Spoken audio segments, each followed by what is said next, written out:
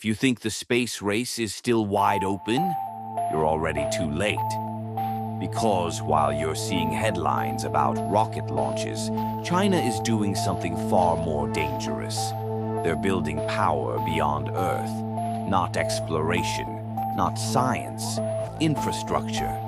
First came a space station without NASA, then missions that bring samples back, proof they can go there and return. Next, their own satellites, their own navigation, their own communications. Now here's the moment that should make you stop scrolling. Technology to manufacture on the moon, using lunar material itself. Let that sink in. Because the country that can build off-world doesn't need anyone's permission.